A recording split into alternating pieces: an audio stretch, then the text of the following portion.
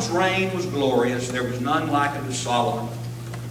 He was given the opportunity to build the temple of the Lord, and his father was not given that opportunity, though he desired to do it. And God, of course, was one who loved David and had a special relationship with King David. But because he was a man of war, God says, your son is the one who will get the honor of building my house. And of course, it was an elaborate structure. And not only was the temple an elaborate structure, but Solomon's palace was as well. And so Solomon was known far and wide because of his military might, because of his wealth, but primarily for what reason? Wisdom. His wisdom. What? He was a man of wisdom. He had prayed to God that he might judge wisely God's people. And God was so pleased with that prayer, he granted it unto him, so that there was none like him before or after. And when you consider all of the various aspects of education and learning, Solomon was wise in botany and biology and astronomy, man of finance, military power, common sense wisdom, matters pertaining to religion, and all those proverbs that he wrote. Tremendous writer.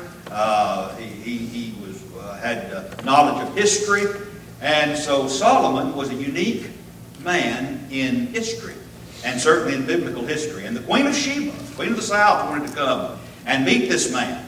And I've heard all about your power. I've heard all about your glory. I've heard all about your wealth and your wisdom. And when she came and visited with Solomon, you know, the half has not been told, right?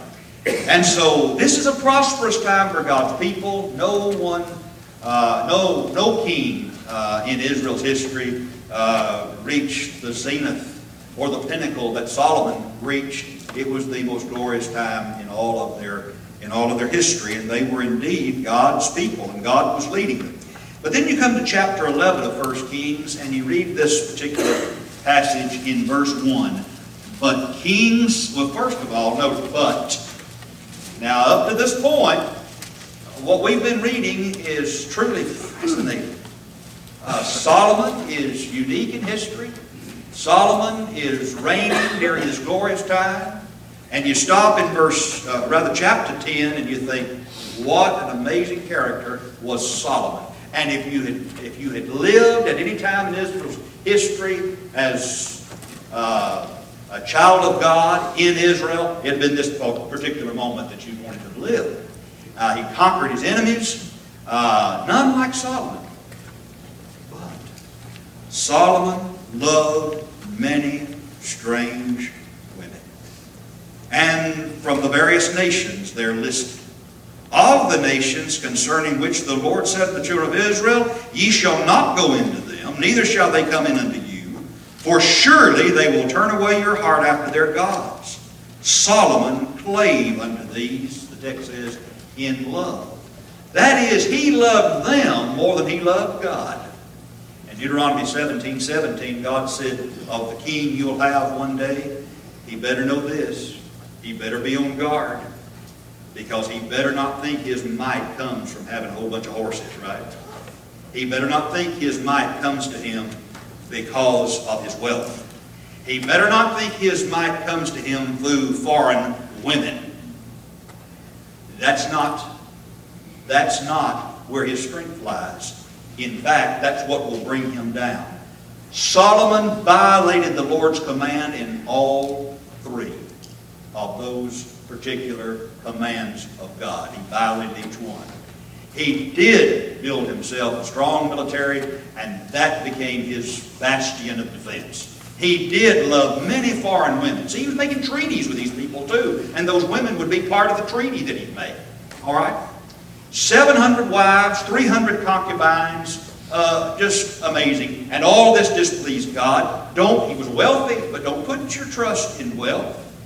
Is having money a sin? No, the love of money is the root of all evil, right? I've known many individuals who prospered in this life and were generous to the cause of Christ.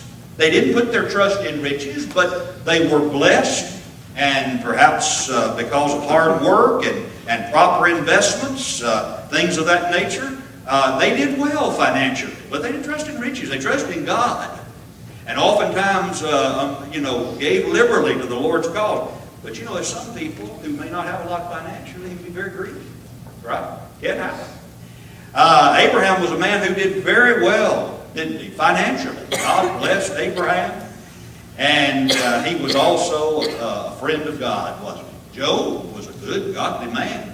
Very, very wealthy. And Satan struck him. Not just his health, but everything else that he had, took it away from him. And so here is Solomon, who did trust, turned away from God, trusted in himself, trusted in his military might, trusted in these negotiated treaties, which he violated God's will by bringing all of these foreign wives, which the text says they turned his heart away from God. Verse 3. Turned away his heart from serving God. It came to pass when Solomon was old. How many times do you find that a young person may get to a certain age and then he says, hey, I'm tired of the restrictions Mom and Dad's placed upon me, and instead of thanking God for parents who loved them and taught them the truth, they just got to have their moment. And then somewhere down the road, because of the seed that was sown, they say, it's time for me to wake up. I've for too long now rejected my parents' teaching. I'm on the wrong path. I've had some young people come to me after being on that path for a while. They'll come and they will say, I have been on the wrong path, and I got to get right. Okay, and then they get married, have children, have a good family, but fortunately came back to God. On that, we're familiar with that. Okay, but it's rare to find somebody who's been faithful for a long time, then all of a sudden turn away from him. Solomon's getting old now. He's not yet to the point where he's got one foot in the grave, but he's middle age or so now. And God's been pleased with him. Now all of a sudden, because of his love of money, his love of military might, his love of women, he's turning himself away from God. And so the text says Solomon became an idolater, verse 5. And these wives pleased him and turned his heart away from the God of heaven. And verse 8 says he did all of this, that is, turned to these idolatrous gods because of these strange or foreign wives which burnt incense and sacrificed unto their gods. And the Lord was angry with Solomon, filled with righteous indignation. God was angry with Solomon because his heart was turned from the Lord God of Israel. And God appeared unto him twice, the text said, and he commanded him concerning this thing, that he should not go after other gods. But he kept not that which the Lord commanded. That's verse 10. And so you think about this just for a moment. You might say to a son or a daughter, don't do these things. You're on the wrong path. But they go right on headlong anyway, going to do their own thing. And that's how Solomon was toward God, wasn't it?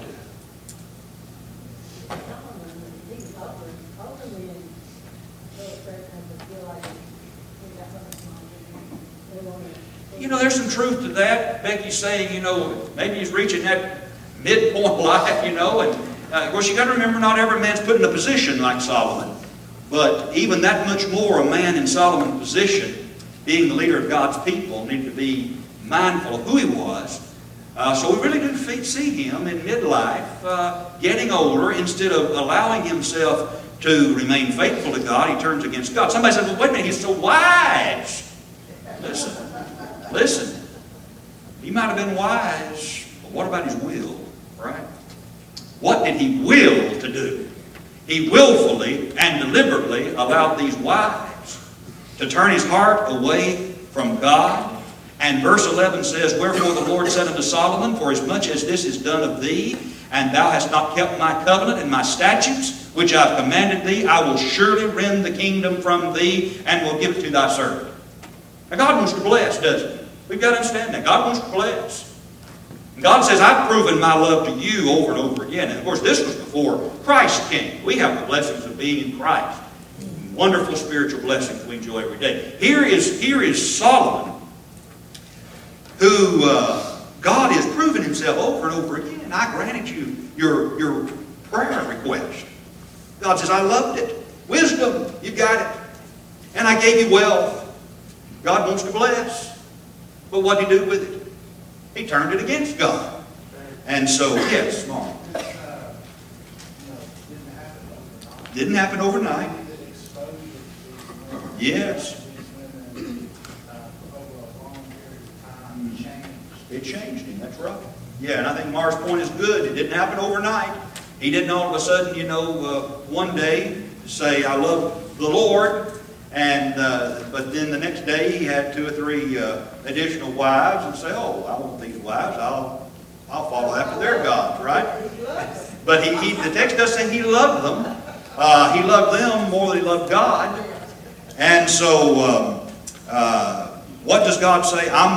He said, I'm going to rend away all the kingdom. And he says, I'll give one tribe to thy son for David my servant's sake, and for Jerusalem's sake, which I have chosen. David committed sin against God. That's recorded. And yet we find a penitent heart from David. We don't find that continual behavior. We don't find David going out and marrying all these foreign women like Solomon is doing. And so here is Solomon at a time he ought to be drawn closer and closer to God. He's now turning away from his God. And the Lord stirs up, it says, his adversaries. Remember, if God's not on your side, I don't care how strong you are, you better be careful. And so Solomon would learn the hard way that the kingdom would be taken from him. And just think about his descendants and what's going to happen in Israel and the divided kingdom and all that, because he didn't remain faithful to God. Now, we're going to bring our study of Solomon to an end right there as far as studying this particular text. What I want us to do in the next half of this class is consider what Solomon learned from all of that. And to understand what Solomon learned from all that, we go where? To Ecclesiastes, don't we? Ecclesiastes. So Ecclesiastes is the book that was written late in Solomon's life. Some have said that it's probably true that early in life Song of Solomon was written. Then you had somewhere a little later, more middle-aged, the Proverbs were penned. And then late in life you have the book of Ecclesiastes. And now you have the book of Ecclesiastes, Solomon looking back upon his life. Looking back upon his life. Solomon had tried everything. I mean, he really had. There are people today who don't have any of the wealth like unto Solomon, who are still grasping, however, for the things Solomon desired and had. And we can't get it through our minds. Maybe we do when we get, near the end of life. I don't know. Maybe surely a Christian does. But it's hard for our people and our society in general to get it through their minds that the things of this life don't satisfy, right? It's part of the devil's way he tempts us is by making things of the flesh appeal. And if I just get this, then I'll be happy. But you get that, then it's got to be something else, right? We're always grasping for something. And you think about it just for a moment. When a person gets, I'm talking about a child of God who's wandered away, and that person experiences the far country, and for a while it seems like everything's going all right, and they're enjoying it, and it's a big party, but then they end up in the pig pen. Then many of them see how mistaken they were, and what do? They come back to the only place where you find forgiveness and security and spiritual strength, and it's to the Lord. It's on the front row of a pew here. I've said, and I'm coming back to where it all started, right? Because that's the only thing that satisfies. Things of this world never meant to satisfy. And Solomon, in all his wisdom, lost sight of that, didn't he? He did. Now, I've said that many times in a sermon. You've heard me say it. The things of this world were never meant to satisfy the deepest longings of your soul. But preachers and everybody else have to beware of what your children will do with your words. One day, Cason was talking to me about some new game. There are these games that they play on a television screen. And every year, every 6 months, they're coming out with something new. You know, they're got Xbox or all this, what do we have, Atari stuff years ago now, the Xbox and all these. I get lost thinking about all the names. And so he told me one day, he said, I got to have that whatever it is, and he named it, you know. And I said, it was just a few months ago at Christmas that I got this whatever. And he said, well, that's outdated now and all. I said, but you just got that. He said, Dad, the things of this world were never meant to satisfy the human soul, you know. Oh, you know, come on. He was ready to move on to the next thing. But that's how people are in general, though, right? I got to move on to the next thing. You know, you find that with the phones we have. Yeah. I mean, a few years ago, I've been, just for fun, late at night, as Salicia's trying to go to sleep, I've been looking at some YouTube clips of, where were you in 1970 or 1975? It goes through the whole decade of the 70s, 80s. I think some go back to the 60s. But the 70s particularly interesting to me because I was coming of age. And so you'll hear a song come on there, you know, or there'll be a TV program, and you know, I'd like to Celicia, hey, you remember this? You know, yeah. And then finally, you know, she's turned that thing off. I'm tired of it a bit. But anyway, I'm finding it interesting. But it'll also talk about all these little games and toys and automobiles and that was the thing to have, you know. Well, getting back to Solomon, Solomon said, there's not anything under the sun, you know, I hadn't tried. I mean, nothing new under the sun. He's tried everything there is to try, you know. And that doesn't mean, you know, that you're going to have this new gadget, new toy. It just means that men basically are always the same, aren't they?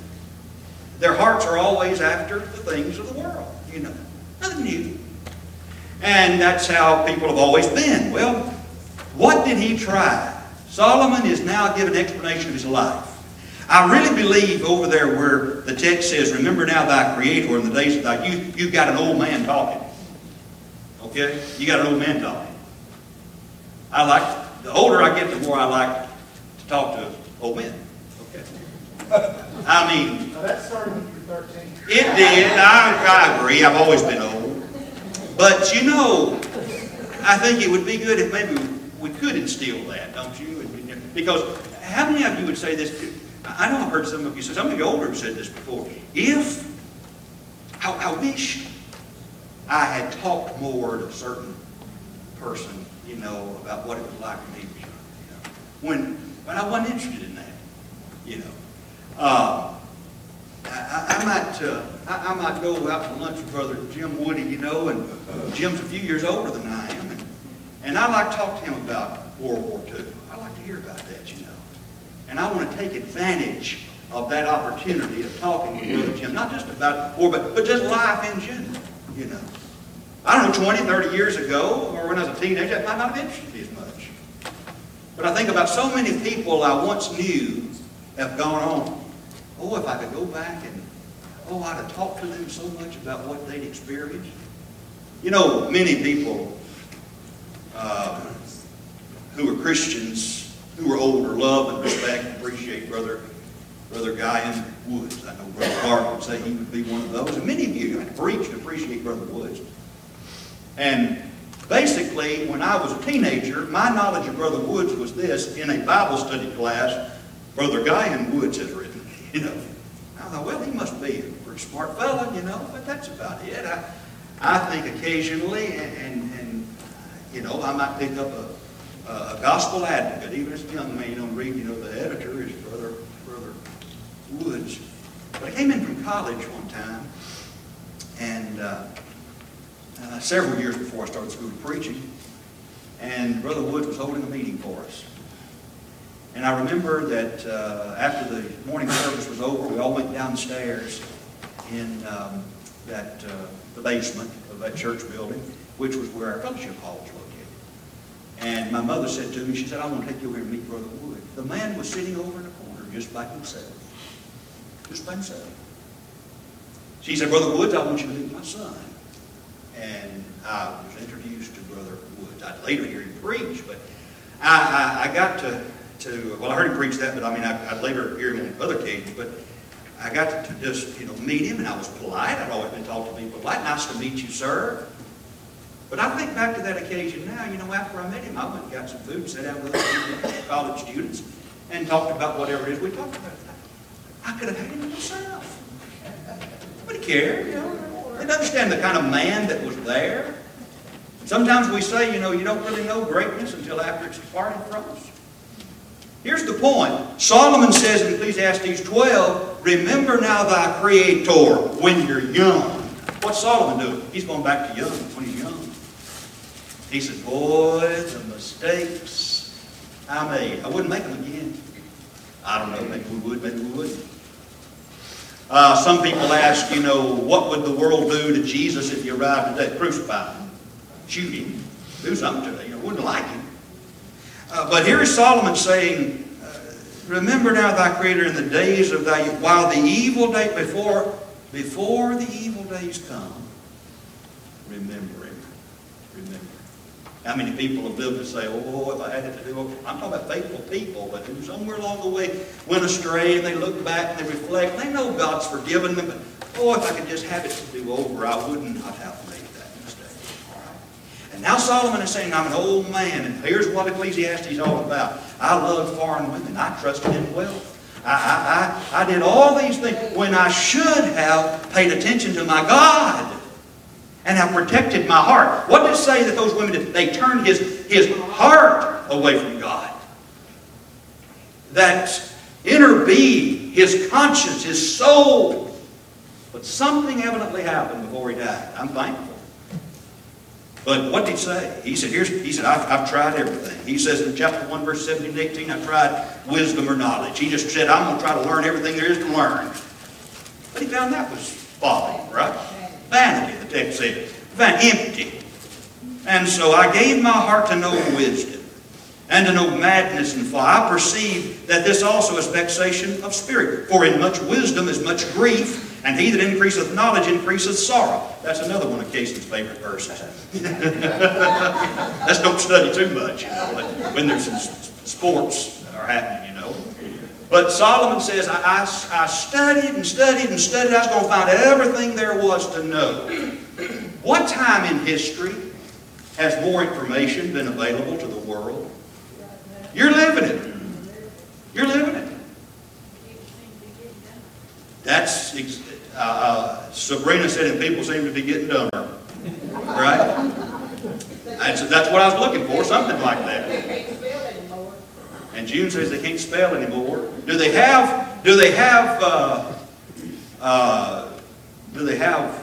wisdom? Talking about knowledge, but no wisdom, right? Know a lot of things.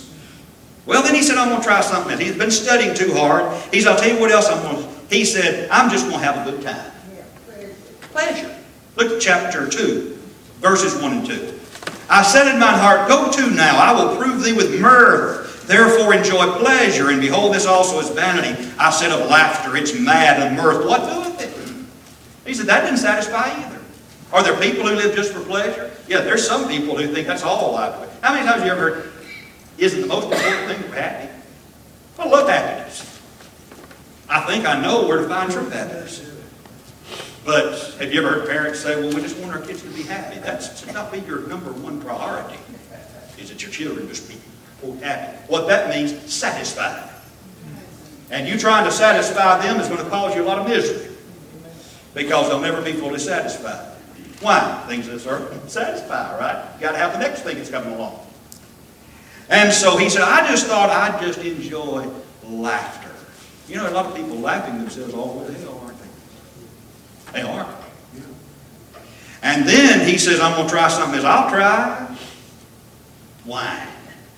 Strong drink. Look at chapter 2, verse 3. I sought in mine heart to give myself unto wine, yet acquainting my heart with wisdom, and to lay hold on folly, till I might see what was that good for the sons of men, which they should do unto the heaven all the days of their life. He said, I'm going to just drink.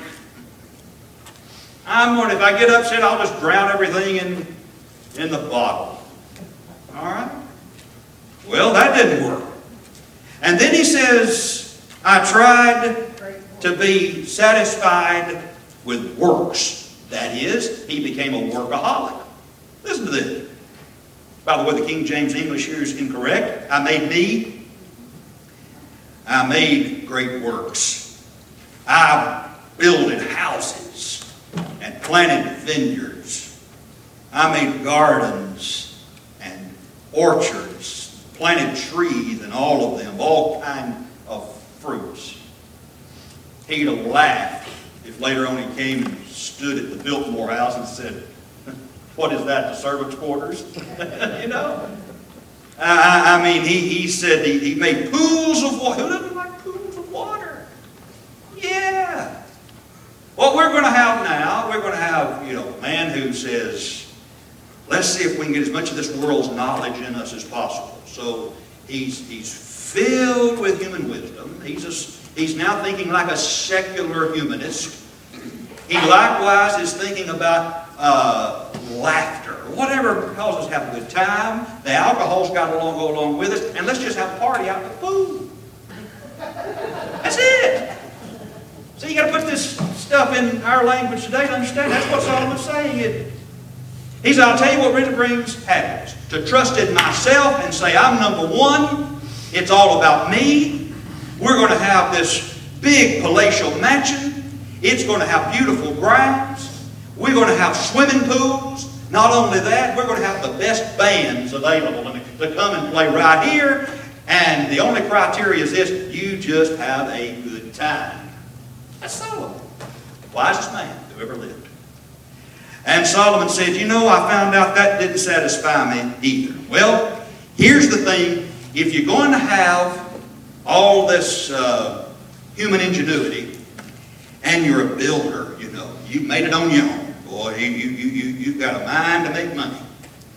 And that's where security lies. And if you've got plenty of vineyards where you can drink all the time, and you got this fancy mansion in which to live, and all this swimming pools, then you got to have what else to go along with it? The women. The friends, the women, bring them on, Going to be happy now. Well, notice that according to chapter 2, verse 10, that didn't bring him any more happiness. He says, whatsoever mine eyes desired, I kept not from them. I withheld not my heart from any joy, for my heart rejoiced in all my labor, and this was my portion of all my labor. Then I looked on all the works that my hands had wrought, and on the labor that I had labored to do, and behold, all was vanity and vexation of spirit. There was no profit under the sun. Now, understand that here he is in his beautiful palace, with all his swimming pools, He was miserable. best bands in the country, all this money, he can't count it. It'd be more than what Bill Gates or somebody have today.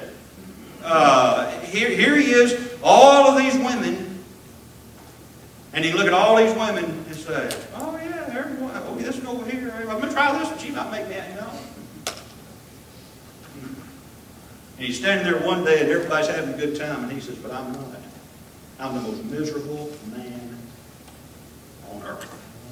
Right? I don't know. We really don't. Because his period of life was not, by the lifespan like this today. So I just don't know. Younger years, faith, middle life turns against God. And then we have him writing the book of Ecclesiastes as an older man, where his heart is turning because he said, I've worked my fingers to the bone, right? I have worked and worked and worked so we can have more and more and more. And he says, I'm still empty. So, that's what Ecclesiastes is all about. Is Solomon is saying to so many who won't listen, from the grave, he cries out, could I tell you my story? Could I tell you my story? Can I tell you what happened to me? How I turned away from God and was on the verge of losing everything. My most important possession, my soul. I found out that money and women and song and pleasure and swimming pools, music and palatial mansions and all these orchards, and I could produce my own alcohol, liquor, hard liquor, wine, all of it. None of it brought contentment. None of it brought happiness. Well, Solomon, what does? Did you ever get it figured out? Did he? He did, didn't he? Solomon finally figured it out, and that's what chapter 12 is all about. Remember now thy Creator in the days of thy youth, while the evil days come not, nor the years draw nigh, and thou shalt say, I have no pleasure in them. When you get what? Old. Remember?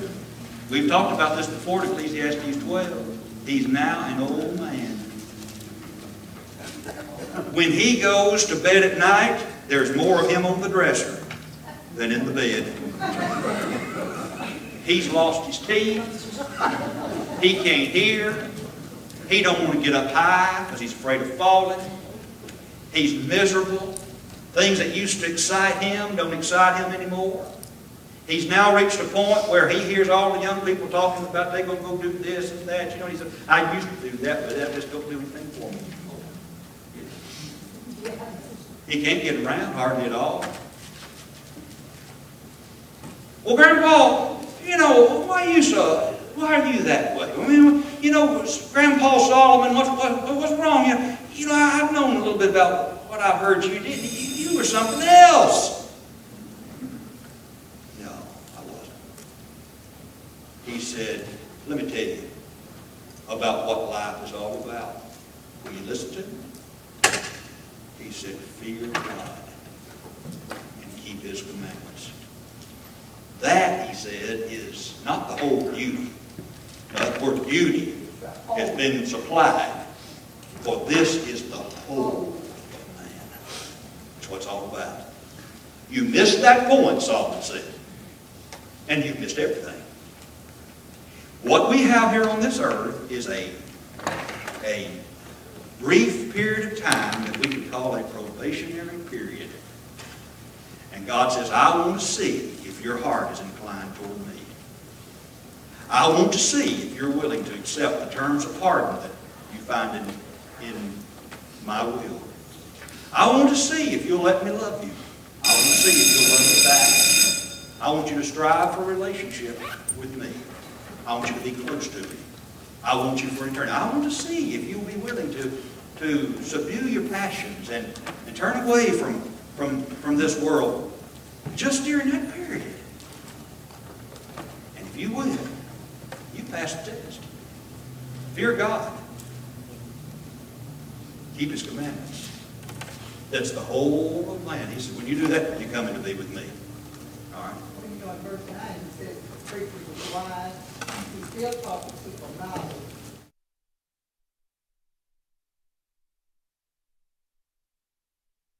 Find out acceptable words, that was written was upright. So I do believe, and I want to believe, that King Solomon turned his heart back to God. But he paid a price, didn't he? Made a lot of mistakes in so doing. But so have a lot of other people. But who should always be the wisest generation? The present generation, right? The present generation ought to be the wisest. But that's not always true. May we be wise. And may we have a heart that has a desire to please God. Solomon lost that. And I think he regained it. But what happened between that time was truly problematic for him and brought about a lot of hardship for this man. Well, we've talked about Solomon, and we're bringing his life to a close. Now we're going to get ready to turn our attention toward the divided kingdom and look at some of those kings of both Israel and Judah, and we'll try to do all of that before the summer series begins in July. Thank you very much for being here.